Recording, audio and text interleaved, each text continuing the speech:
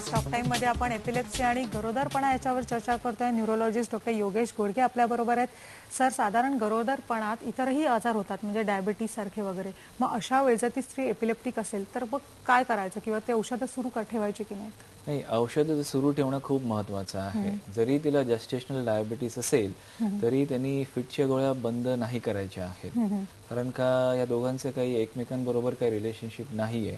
So as far as possible जरी त्यांना diabetes असेल किंवा दुसरा काही आजार झाला असेल गरोदरपणामध्ये, तर त्यांनी फिटच्या गोळ्या चालू ठेवणं अत्यंत महत्त्वाचं आहे. त्या त्यांनी कुठच्याही परिस्थितीमध्ये बंद करू नये. ओके सर, एक फोन आलेला आहे. नरेंद्र आपल्या बरोबर आहेत. बोला नरेंद्र. हॅलो, बोला, तुमचा प्रश्न विचारा. हा सर, माझी जी एक मुलगी आहे ना आणि मुलगा पण आहे. हो हो, मी विचारतोय प्रश्न. बोला.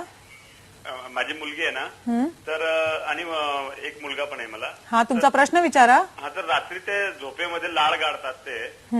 तर मला माझे जे काही स्नेही आहेत तर यांनी सांगितलं की बा ही जर का झोपेमध्ये लाळ गाळतात त्यांना पुढे एपिलेप्सीचा किंवा अर्धांगवायूचा प्रॉब्लेम होऊ शकतो. ते सत्य आहे का? नाही. जर त्यांची वय किती आहेत? मुलगी आहे साधारणतः 6 वर्षाची आणि मुलगा आहे 4 वर्षाचा. ओके. नाही, जरी ते रात्री झोपेमध्ये लाळ गाळत असतील तरी पुढे जाऊन त्यांना एपिलेप्सी किंवा अर्धांगवायू होण्याची काहीही बिलकुलही शक्यता नाहीये. हा चुकीचा समज आहे. तसं काही होणार नाही. ओके सर, नॉर्मली आपण असं असतं की औषधं बंद केली तर बाळाला इजा होऊ शकतो, पण आपल्या बाळ नॉर्मल आहे की नाही किंवा अशा वेळी एपिलेप्टिक आहे की नाही बाळ, हे आधी कळू शकतं का गरोदरपणात वगैरे? नाही, ते फाइंड आउट करण्यासाठी अशा काही स्पेसिफिक टेस्ट वगैरे काही नाही आहेत. अच्छा. की जेणेकरून आपल्याला अगोदरच समजेल की बाळाला एपिलेप्सी होणार आहे की नाही होणार आहे, हे समजण्यासाठी काही अशा टेस्ट नाही आहेत. सर, एक फोन आलेला आहे. अशोक आपल्या बरोबर आहेत. बोला अशोक. बोला. हा, माझ्या मिसेसला मायग्रेनचा त्रास आहे आणि मनगड अशी की तिला ते अर्धडोकेदुखीमुळे तिला नेहमी तुमचे मायग्रेनच्या त्या तुमच्या कुठल्या गोळ्या, हा हॅलो, मायग्रेनच त्या गोळ्या घ्याव्या लागतात. त्याच्याशिवाय ते गोळ्या घेता येत नाही. तर त्याच्यासाठी म्हणजे डोकं थांबतच नाही. तर याच्यासाठी आपण काय करायला पाहिजे?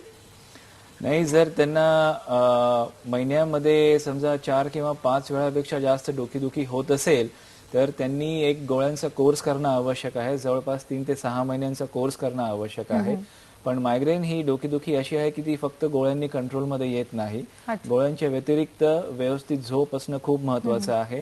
त्यांनी उपवास करू नयेत, जास्त उन्हामध्ये बाहेर फिरू नये आणि डीप ब्रीदिंग एक्सरसाइजेस किंवा मेडिटेशन हे प्रॅक्टिस करणं खूप महत्वाचं आहे. अच्छा सर, एक फोन आलेला आहे. पीजी जगताप आपल्या बरोबर आहेत. बोला जगताप.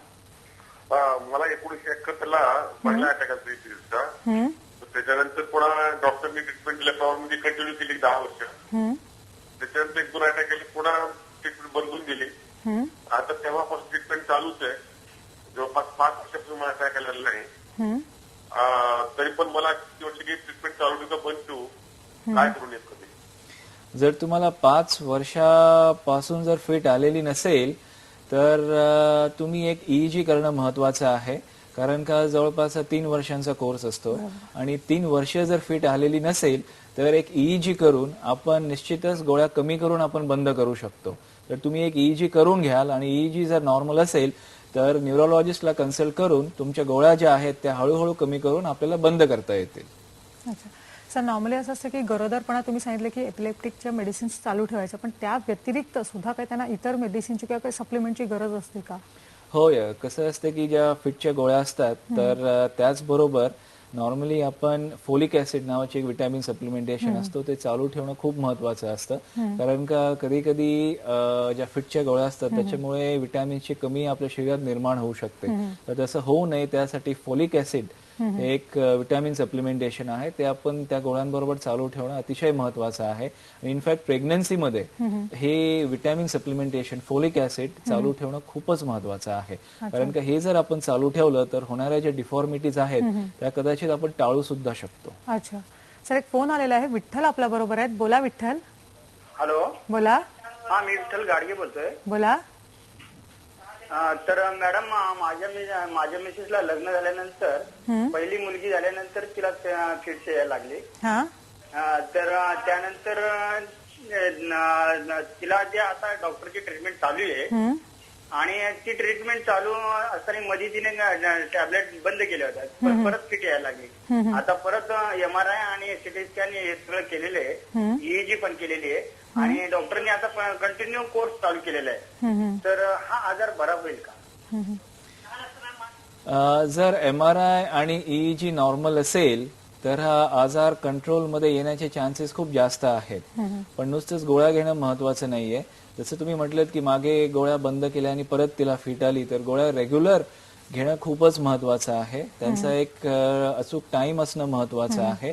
आणि त्याचबरोबर जसं मी म्हटलं की झोप अतिशय व्यवस्थित आहे असणं खूप महत्वाचं आहे. उपवास वगैरे त्यांनी करू नये.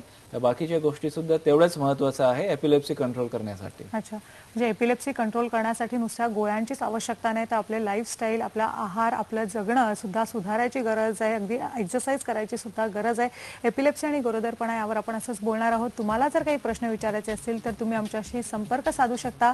त्यासाठी आमचा नंबर आहे 022-668-99204. आणि टॉक टाईममध्ये आता घेऊया एक ब्रेक. तेव्हा पहा फक्त IBN लोकमत.